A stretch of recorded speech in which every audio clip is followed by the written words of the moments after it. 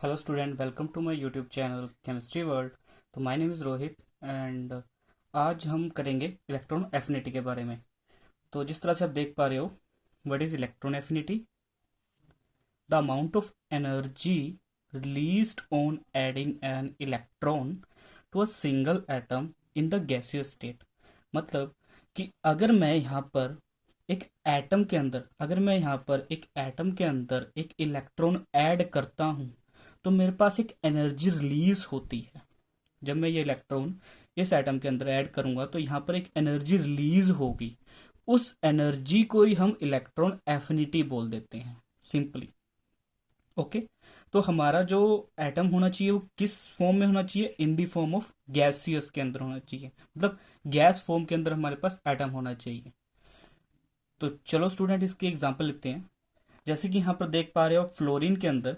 तो फ्लोरीन के अंदर मैं अगर एक इलेक्ट्रॉन ऐड करता हूँ, पहले इसके अंदर कितने होते हैं? आउटर मोस्ट शेल में 7 इलेक्ट्रॉन होते हैं। तो जब मैं ये इलेक्ट्रॉन इसमें ऐड करता हूँ तो यहाँ पर एक एनर्जी निकलती है। वो एनर्जी क्यों निकलती है और किस वजह से निकलती है? क्योंकि जिस तरह से आपको पता है कि सेंटर में क्या होता है, यहाँ पर न्यूक्लियस होता है और ये उसके अराउंड में क्या होते हैं? इलेक्ट्रॉन्स होते हैं। तो ओके, अगर यहाँ पर इलेक्ट्रॉन्स है और ये एक इलेक्ट्रॉन अगर इसमें ऐड हो रहा है तो क्या इसके बीच में अट्रैक्शन आ रही है? अगर अट्रैक्शन आ रही है तो यहाँ से एक एनर्जी निकलती है। मतलब कहीं पे भी अगर आप केमिस्ट्री में देखोगे कि कहीं पे भी बॉन्ड फॉर्मेशन होगी या फिर बॉन्ड टूट रहा होगा तो टूटने के टाइम पे हमारे पास एनर्जी रिक्वायर्ड होती है, मतलब ये अट्रैक्शन तोड़नी होती है। और जब कहीं भी आपकी केमिस्ट्री के अंदर ये अट्रैक्शन बन रही होगी तो वहां पर आपकी एक sufficient amount of energy release हो रही होती है। उस एनर्जी को ही हम इलेक्ट्रॉन एफिनिटी बोल देते हैं। ओके स्टूडेंट, तो चलो हम इसको आगे डिटेल में पढ़ते हैं कि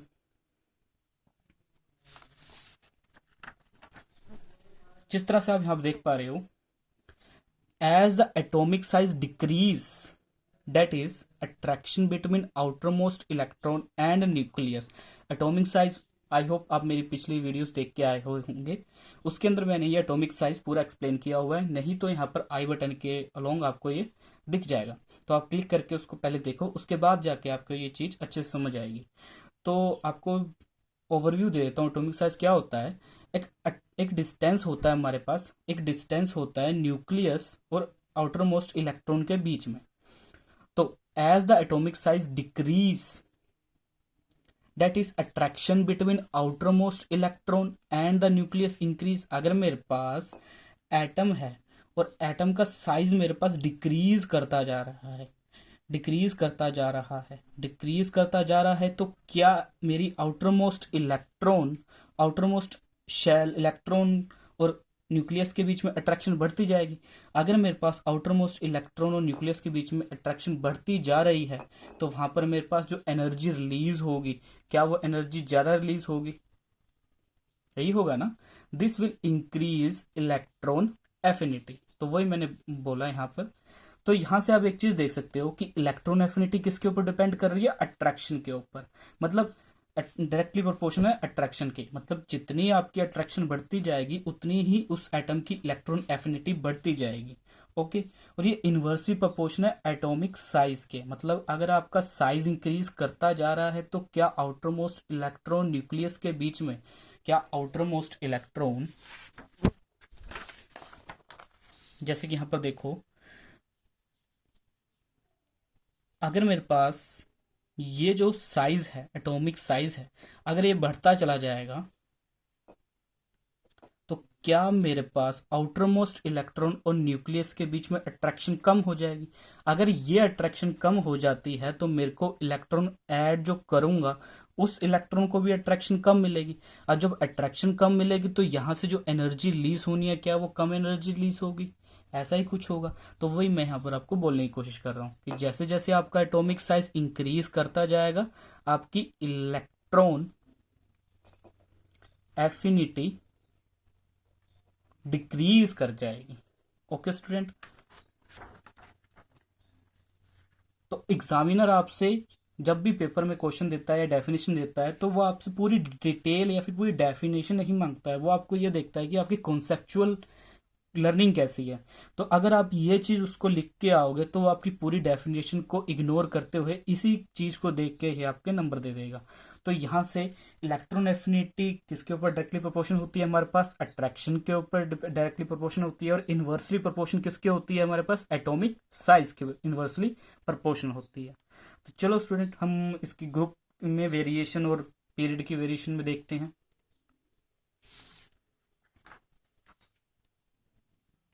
तो जिस तरह से आप देख पा रहे हो, variation of electron affinity in a group, मतलब अगर मैं ग्रुप में मूव करूंगा तो मेरे पास इलेक्ट्रॉन एफिनिटी की वेरिएशन क्या आएगी। तो as we move in the group that is top to bottom in the periodic table, the atomic size increase. अगर मेरे पास एटॉमिक साइज इंक्रीज कर गया since the attraction between nucleus and outermost electron decrease, मतलब nucleus और outermost electron के बीच में मेरे पास अट्रैक्शन क्या कर जाएगी, डिक्रीज कर जाएगी। अगर मेरे पास अट्रैक्शन डिक्रीज कर जाती है तो इलेक्ट्रॉन एफिनिटी क्या कर जाएगी, डिक्रीज कर जाएगी। क्यों, क्योंकि हमें पीछे देख के आए थे, जिस तरह से आप यहाँ देख पा रहे हो इलेक्ट्रॉन एफिनिटी किसके ऊपर डायरेक्टली प्रोपोर्शन हो रही है, अट्रैक्शन के ऊपर, और इनवर्सली प्रोपोर्शन किसके है, एटॉमिक साइज के। अगर मेरे पास एटॉमिक साइज इंक्रीज कर जाता है तो मेरी अट्रैक्शन क्या कर जाएगी, डिक्रीज कर जाएगी। अगर मेरी अट्रैक्शन डिक्रीज कर गई है तो इलेक्ट्रॉन एफिनिटी भी डिक्रीज करी जाएगी। तो चलो स्टूडेंट इसको हम एग्जाम्पल से लेके करके देखते हैं।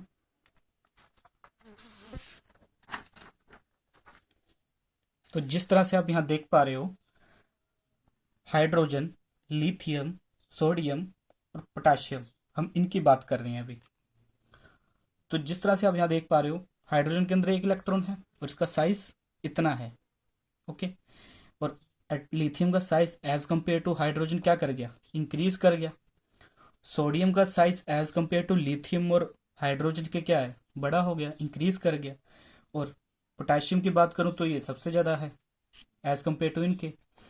तो यहां पर जिस तरह से आप देख पा रहे हो, अगर मैं इस पॉइंट पे न्यूक्लियर चार्ज की बात करूं, सिंपली इस पॉइंट पे न्यूक्लियर चार्ज की बात करूं, तो हाइड्रोजन के केस में इसके साइज कम होने के कारण क्या इसका न्यूक्लियर चार्ज इस पॉइंट पे ज्यादा पहुंच रहा होगा एज कंपेयर टू इसकी बात करूं। तो जैसे जैसे मेरा डिस्टेंस बढ़ता जाता है वैसे वैसे न्यूक्लियर चार्ज क्या होता है, कम होता चला जाता है।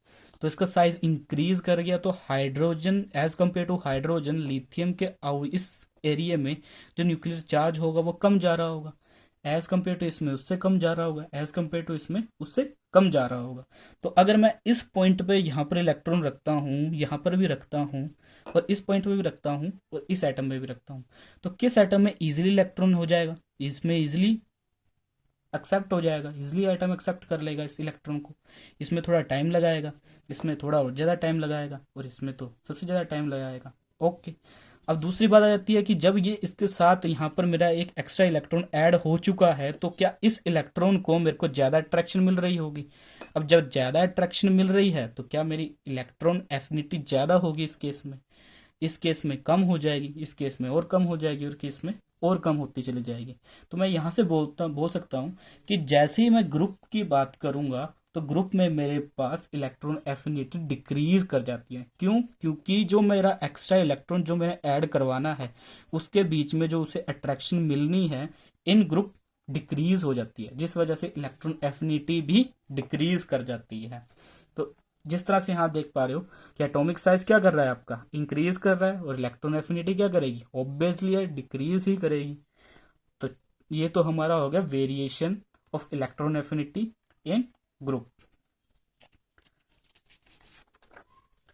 तो नेक्स्ट टॉपिक है हमारा variation of electron affinity in period, मतलब हम ग्रुप का तो पढ़ के आ चुके हैं, पर पीरियड में क्या होगा। तो as we move in the periodic table left to right, periodic table में कहाँ से कहाँ की तरफ आपको मूव करना है, left to right, the atomic size decrease since the attraction between nucleus and the outermost electron increase. मतलब जब आप पीरियड की बात करोगे तो जब पीरियड में मूव करते हैं, जब हम पीरियड में मूव करते हैं तो हमारे पास साइज जो होता है वो डिक्रीज कर जाता है। इस तरह से जब आप मूव करते हो तो हमारे पास साइज डिक्रीज करता चला जाता है। अब ये साइज डिक्रीज क्यों करता है, तो इसके लिए आप मेरी पुरानी वीडियोस देख सकते हो, उसका लिंक मैं यहाँ पर डिस्क्रिप्शन में भी डाल दूंगा और आई बटन में भी मिल जाएगा।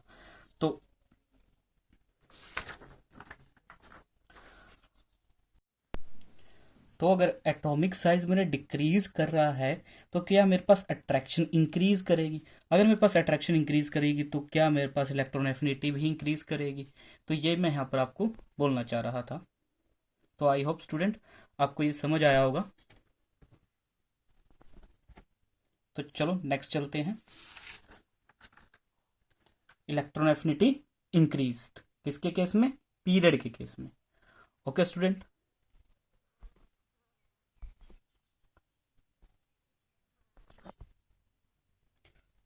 तो जिस तरह से आप देख पा रहे हो, पीरियड के केस में इलेक्ट्रॉन एफिनिटी इंक्रीज करती जाती है। तो चलो हम इसको एग्जांपल से भी देख लेते हैं। तो जिस तरह से आप यहाँ देख पा रहे हो, मैंने एग्जांपल लिए लिथियम की, बेरिलियम की और बोरॉन की। ओके। तो अगर आप यहाँ पर देख पा रहे हो तो लिथियम का साइज क्या है? ये है। उसके बाद बेरिलियम का लिथियम से साइज क्या हो गया? छोटा हो गया। और उसके बाद बोरॉन का सबसे छोटा हो गया। जिस तरह से आप देख पा रहे हो कि इस केस में यहाँ पर जो न्यूक्लियर चार्ज पहुंच रहा होगा एज कंपेयर टू इन दोनों के, क्या कम पहुंच रहा होगा?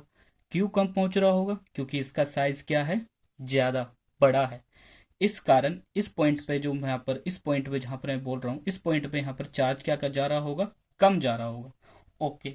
अगर यहाँ पर मैं कोई इलेक्ट्रॉन रखता हूं तो यहाँ पर मेरा इलेक्ट्रॉन इजिली इसके अंदर एक्सेप्ट होगा या टाइम लगाएगा? ऑब्वियसली स्टूडेंट टाइम लगाएगा। अगर स्टूडेंट टाइम लगाएगा तो क्या यहाँ पर जो एडिड इलेक्ट्रॉन है, इस एडिड इलेक्ट्रॉन को ज्यादा अट्रैक्शन मिल रही होगी या कम अट्रैक्शन मिल रही होगी? ऑब्वियसली स्टूडेंट यहाँ पर इस इलेक्ट्रॉन को जो अट्रैक्शन न्यूक्लियस से मिल रही होगी वो कम मिल रही होगी। तो अगर अट्रैक्शन कम मिल रही है तो इलेक्ट्रॉन एफिनिटी भी कम होगी। ओके। वेर एस इसके केस में बोलूं तो इसका साइज क्या है? छोटा है। छोटा है तो यहाँ पर जो मैं एक इलेक्ट्रॉन रखूंगा वो इजीली और फास्ट ऐड हो जाएगा एज कंपेयर टू इसके। इजीली और फास्ट ऐड हो जाएगा तो क्या जो नया इलेक्ट्रॉन जो मेरा ऐड हुआ है इस पॉइंट पे, क्या उस इलेक्ट्रॉन को इस न्यूक्लियस से मेरे पास अट्रैक्शन इसके केस से क्या ज्यादा मिल रही होगी या कम मिल रही होगी? ऑब्वियसली स्टूडेंट ज्यादा मिल रही होगी। तो इस वजह से इसकी इलेक्ट्रॉन एफिनिटी क्या होगी? ज्यादा होगी। वेरएस इसके केस की बात करूं तो इसका साइज तो इन दोनों से छोटा है। अगर छोटा है तो यहाँ पर मैं इलेक्ट्रॉन रखूंगा तो सबसे ज्यादा फास्ट इलेक्ट्रॉन किस में ऐड होगा? इसके किस में ऐड हो जाएगा। और जब ये इलेक्ट्रॉन ऐड हो चुका है तो क्या इसको अट्रैक्शन ज्यादा मिल रही होगी इन दोनों के केस में? अगर इसको अट्रैक्शन ज्यादा मिल रही है तो क्या इसकी इलेक्ट्रॉन एफिनिटी भी ज्यादा होगी? तो आप इसको इस तरह से भी डिफाइन कर सकते हो कि इलेक्ट्रॉन एफिनिटी इनवर्सली प्रोपोर्शनल है हमारे पास एटॉमिक साइज के। ओके। एटॉमिक साइज के क्या है हमारे पास? इनवर्सली प्रोपोर्शनल है। अगर मेरा साइज डिक्रीज कर रहा है तो ऑब्वियसली इलेक्ट्रॉन एफिनिटी क्या कर जाएगी मेरे पास? इंक्रीज कर जाएगी। इंक्रीज कर जाएगी। तो ये था मेरा टॉपिक हमारे पास इलेक्ट्रॉन एफिनिटी के बारे में। तो इसके बाद हम क्या पढ़ेंगे? इसके बाद हम पढ़ेंगे ऑक्टेट रूल। हम केमिकल बॉन्डिंग पढ़ रहे हैं और केमिकल बॉन्डिंग में हमारे पास दो प्रकार के बॉन्ड्स पाए जाते हैं। एक पाया जाता है आयनिक बॉन्ड और एक पाया जाता है कोवलेंट बॉन्ड। तो इस चीज को अच्छे से समझने के लिए हमने कुछ टर्म्स थी उसको हमने अच्छे से अंडरस्टैंड कर लिया। वो टर्म्स कौन कौन सी थी? वो टर्म्स थी हमारे पास आयनाइजेशन एंथैल्पी, एटॉमिक साइज और तीसरा हमने पढ़ के आए इलेक्ट्रॉन एफिनिटी। अगर आपको ये चीज नहीं करी है तो पहले आप ये चीज क्लियर करो, उसके बाद फिर केमिकल बॉन्डिंग पढ़ेंगे। अगर आप इस तरह से पढ़ते हो तो आपकी जो अंडरस्टैंडिंग लेवल है वो थोड़ा ज्यादा हो जाएगा। क्यों? क्योंकि हम स्किप कहाँ कर जाते हैं? हम स्किप कर जाते हैं कि हम बेसिकली उस चैप्टर को स्टार्ट करते हैं और उस चैप्टर में जो जो टर्म्स आ रही हैं उन टर्म्स को हम पढ़ते चले जाते हैं। बट ऐसा नहीं करना चाहिए। जब अगर आपको उस चैप्टर के बीच में जो छोटी छोटी टर्म्स या फिर छोटे छोटे जो रीजन यूज होने हैं, अगर आप उस चीज को क्लियर करते हुए चलोगे तो आपका जो वो चैप्टर होगा वो लॉन्ग मेमोरी में फीड हो जाएगा और आपको ज्यादा रट्टा नहीं मारना पड़ेगा। तो यहाँ से हमारा अगला जो टॉपिक है ये चालू होता है मेरा ओक्टेट रूल, जो कि केमिकल बॉन्डिंग से ही रिलेटेड है। तो यहाँ से आपकी केमिकल बॉन्डिंग स्टार्ट होती है। तो ओक्टेट रूल क्या होता है? ये टेंडेंसी होती है, the tendency for atom to attain a nearest noble gas electron arrangement is known as an octet rule. मतलब हर एक एटम के पास एक टेंडेंसी होती है कि बाय लूजिंग इलेक्ट्रॉन और बाय गेनिंग इलेक्ट्रॉन वो क्या करे, अपना क्या करे, वो अपना, हाँ जी बोलो, क्या करे, वो अपना एक स्टेबल इलेक्ट्रॉन कॉन्फ़िगरेशन अचीव कर ले। ओके, तो उसी को हम ऑक्टेट रूल बोलते हैं। कुछ ज्यादा बड़ी वाली बात नहीं थी बस। तो चलो हम इसको करते हैं। जैसे कि बात करूं मैं हैलोजन की, तो हैलोजन के केस में अगर आप देखोगे तो इसके आउटर मोस्ट शेल में कितने होते हैं? 7 इलेक्ट्रॉन होते हैं। इसको नीड कितने की होती है? 1 इलेक्ट्रॉन की नीड होती है। अगर आप इसको 1 इलेक्ट्रॉन दे दोगे तो ये नोबल गैस की कॉन्फ़िगरेशन नियोन के पास चला जाएगा। ओके, और दूसरी इसकी पॉसिबिलिटी होती है कि आउटर मोस्ट शेल में इसमें 7 इलेक्ट्रॉन है, अगर ये 7 के 7 इलेक्ट्रॉन लूज कर दी तो ये किसकी कॉन्फ़िगरेशन में चल जाता है? हमारे पास हीलियम वाली के पास, नोबल गैस हीलियम के पास अपनी इलेक्ट्रॉन कॉन्फ़िगरेशन लेके आ जाता है। तो अब क्वेश्चन आ जाता है कि नियोन, ये एटम किसको प्रेफर करेगा? नियोन बनना प्रेफर करेगा या फिर हीलियम बनना प्रेफर करेगा? तो आप डेफिनेशन में जिस तरह से देखोगे तो डेफिनेशन में एक वर्ड लिखा हुआ है यहाँ पर, अगर आप देखोगे तो वो वर्ड क्या है यहाँ पर? नियरेस्ट। अब नियरेस्ट से कैसे आपको पता चलेगा कि नियरेस्ट कौन सा है, नियोन है या हीलियम है? तो देखो, अगर मैं इसको 1 इलेक्ट्रॉन दूं तो ये नियोन की तरफ चल जाएगा। और जिस तरह से आपको पता है कि अगर मैं इलेक्ट्रॉन देता हूं तो वहां पर क्या होती है? एनर्जी रिलीज्ड होती है। पीछे हम अभी इलेक्ट्रॉन एफिनिटी पढ़ के आए। इलेक्ट्रॉन एफिनिटी क्या थी कि जब आप इलेक्ट्रॉन किसी भी एटम के अंदर डालते हो तो वहां पर एनर्जी रिलीज होती है। तो यहाँ पर एनर्जी रिलीज होगी, 1 इलेक्ट्रॉन ऐड करा है तो 1 इलेक्ट्रॉन की जो एनर्जी होगी वो रिलीज हो जाएगी। वेर एज अगर मैं इस केस में बात करूं कि इसको अगर हीलियम बनाना होगा तो मेरे को क्या करने पड़ेंगे? 7 के 7 इलेक्ट्रॉन क्या करने पड़ेंगे? बाहर निकालने पड़ेंगे। और बाहर निकालूंगा कैसे? ये इलेक्ट्रॉन निकालूंगा, फिर उसके बाद ये निकालूंगा, उसके बाद ये निकालूंगा, उसके बाद ये निकालूंगा, फिर ये, फिर ये, फिर ये, एक एक करके निकालूंगा। तो मेरे पास यहाँ पर 7 इलेक्ट्रॉन निकालने हैं। अब ये इलेक्ट्रॉन ऐसे तो निकलने से रहे, मेरे को क्या करनी पड़ेगी? एनर्जी देनी पड़ेगी, जो हम आयनाइजेशन करके आए थे। तो देखा स्टूडेंट, ये कई सारे जो कॉन्सेप्ट होते हैं वो पिछले ही चल रहे होते हैं, अगर आपको वो क्लियर नहीं होते तो आपको ये समझ नहीं आते। तो यहाँ पर मेरे को 7 इलेक्ट्रॉन निकालने के लिए एनर्जी चाहिए होगी। तो कौन सी एनर्जी ज्यादा होगी? ये वाली एनर्जी ज्यादा होगी या ये वाली एनर्जी ज्यादा होगी? ये वाली एनर्जी ज्यादा होगी। क्यों? क्योंकि यहाँ पर 7 इलेक्ट्रॉन निकालने के लिए एनर्जी चाहिए। ये वाली एनर्जी जो रिलीज होगी वो कम एनर्जी रिलीज होगी। क्यों? क्योंकि यहाँ पर 1 इलेक्ट्रॉन ऐड करने पर एनर्जी निकली है। तो इसलिए हमारे पास जितने भी हैलोजन होते हैं वो एनाइन बनना प्रेफर करते हैं, वो इलेक्ट्रॉन एक्सेप्ट करना प्रेफर करते हैं। तो चलो एक और एग्जांपल लेते हैं लिथियम की। तो लिथियम के आउटर मोस्ट इलेक्ट्रॉन में कितने होते हैं और शेल में कितने होते हैं? 1 इलेक्ट्रॉन होते हैं।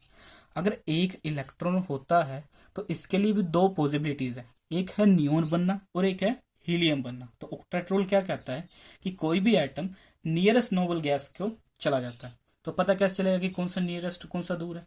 तो देखा जाए तो यहाँ पर अगर इसको नियोन बनना है तो 7 इलेक्ट्रॉन क्या करने पड़ेंगे? इसमें ऐड करने पड़ेंगे। और 7 इलेक्ट्रॉन ऐड करने पर मेरे को एनर्जी रिलीज होगी। ओके स्टूडेंट, और यहाँ पर अगर मेरे को हीलियम बनाना है, इस लिथियम को अगर मैं हीलियम बनाना चाहूंगा तो मेरे को क्या करना पड़ेगा? ये वाला इलेक्ट्रॉन निकालना पड़ेगा। मतलब बोलने का मतलब ये कि 1 इलेक्ट्रॉन लूज करना है।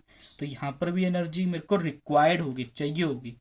तो यहाँ पर मेरे को 1 इलेक्ट्रॉन निकालने के लिए एनर्जी चाहिए और यहाँ 7 इलेक्ट्रॉन निकल जब ऐड करूंगा तब एनर्जी निकलेगी। तो किस केस में ज़्यादा एनर्जी रिलीज हो रही है, ये वाली एनर्जी ज़्यादा रिलीज हो रही है, तो हम किसके लिए जाते हैं, लेस वाली की तरफ जाएंगे। तो हमारे पास इस चीज को हम प्रेफर देंगे।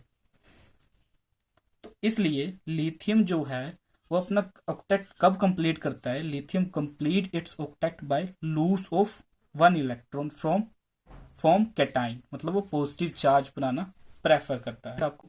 तो मैं इस चैनल पे डालता रहूँगा, तो आप इस चैनल को सब्सक्राइब कर लीजिएगा और बेल बटन भी जरूर दबा दीजिएगा कि कल को अगर मैं कोई वीडियो डालता हूँ तो आपको नोटिफिकेशन आ जाए। तो थैंक यू स्टूडेंट।